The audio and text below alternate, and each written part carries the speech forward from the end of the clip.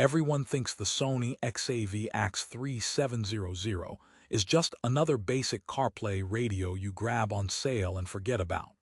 But here is the thing. This unit might actually save you from wasting money on the wrong upgrade.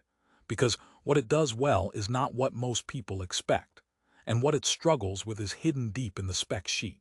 I installed it in my daily driver and lived with it for 2 solid weeks. Rush hour, long highway drives, night driving, calls, music, and maps on both iPhone and Android. And what I found completely flipped my first impression. On paper, the XAV-AX3700 looks like that safe mid-range choice. Sony badge, Apple CarPlay, Android Auto, backup camera support, job done. But once you actually drive with it, there are a couple of things that nobody mentions in the product listing that can either make this a total win for you or a regret. Before we dive into what I discovered after installing and testing this thing every single day, quick heads up. If you are already pretty sure this is the right fit and you just want the best current price, I have dropped a link down in the description. But stick around, because what I am about to show you might change which version you buy, or if you buy it at all.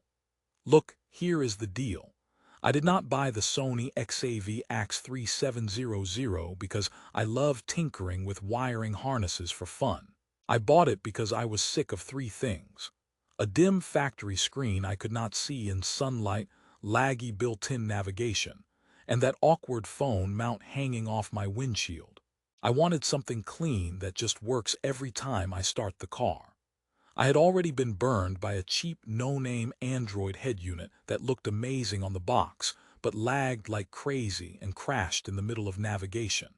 So going into this, I was skeptical of the whole CarPlay Android Auto promise again.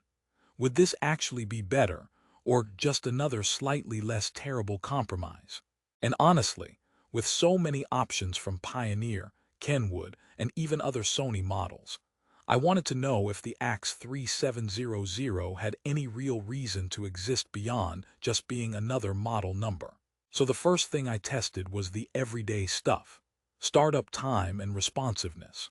From key on to a usable home screen, the XAV-AX3700 consistently came up in about a few seconds, not instant, but fast enough that by the time I put the car in gear, CarPlay or Android Auto was ready.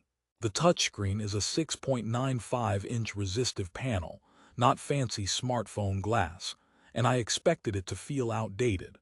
But then, using it in real traffic, the taps and swipes were surprisingly accurate. You are not getting silky iPad-level smoothness, but there was no infuriating multi-tap nonsense I had with the cheap unit before. Icons respond, menus scroll, and it does not feel like fighting the screen. But here is where it gets interesting.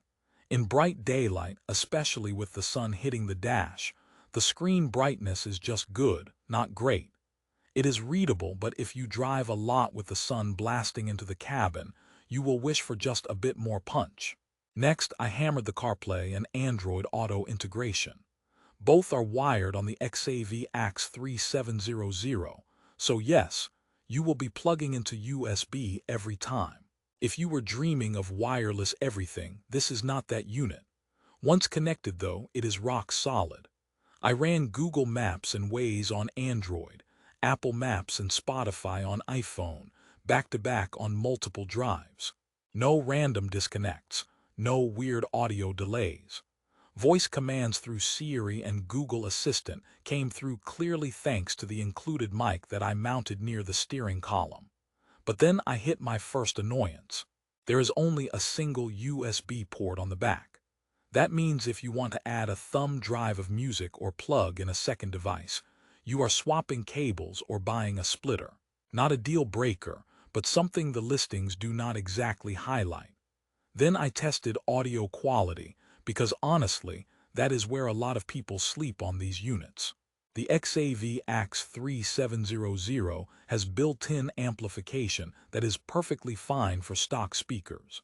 Around 20 watts RMS per channel, enough to wake up a factory system. I set the 10-band EQ, tweaked the balance and fader, and Sony's usual clean sound came through. Tight bass, clear mids, and crisp highs as long as your speakers are not trash.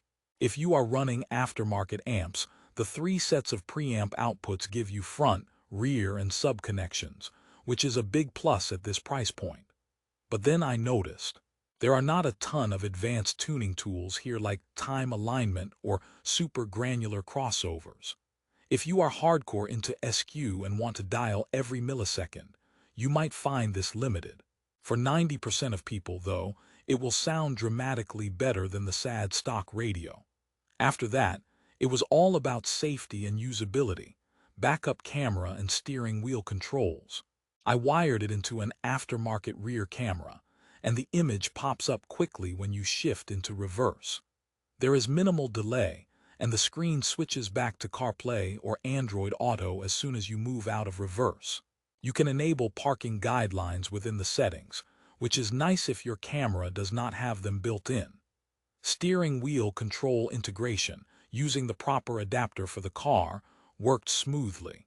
Volume, track skip, and voice assistant all triggered without drama. But again, here is the twist. There is no built-in navigation on the XAV-AX3700 itself. Everything is phone-based. If your signal drops in the middle of nowhere and you rely entirely on maps from your phone, that might be a consideration. All of that testing led to one big, surprising discovery. The XAV-AX3700 is less about flashy features and more about being that stable, dependable brain of your dash. It does not try to be a tablet. Instead, it focuses on doing a few things right. Fast enough boot, solid wired CarPlay and Android Auto, clean audio, and simple camera integration. After about 20+ hours of mixed driving with it, what stood out was not wow factor, it was the lack of drama. No crashes, no random freezes, no weird compatibility issues. And in a world of overhyped Android head units, that is more valuable than the spec sheets make it look. Compared to pricier Sony models, you lose wireless connectivity and some advanced tuning, but you also pay significantly less while keeping the core experience. Your maps on screen, your music at your fingertips, your calls hands-free. Versus the ultra-cheap Amazon specials, you give up built-in video players and gimmicky features, but gain stability, better sound, and proper support. And that whole too-good-to-be-true feeling. It goes away once you realize this thing is not pretending to be something it is not.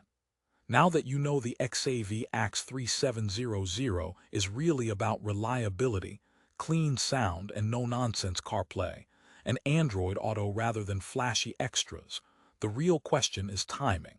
If it fits your needs, you will want to grab it while prices are still in that mid-range sweet spot. I have left my affiliate link in the description so you can check the latest deal and see if there are any bundles with cameras or install kits. Bottom line, the Sony XAV-AX3700 is not for the spec chasers who want wireless everything and a million audio tweaks. It is for daily drivers who want their dash to just work, sound better, and make their car feel 10 years newer without turning the install into a science project. If you are on a tighter budget, there are cheaper no-name options, but you will be gambling on stability. If you are an audiophile or need wireless, step up to a higher Sony tier. For everyone else, this is that rare, boring in a good way upgrade. In a sea of overpromising head units, the AX3700 quietly does what it says on the box, and on the road, that is what actually matters.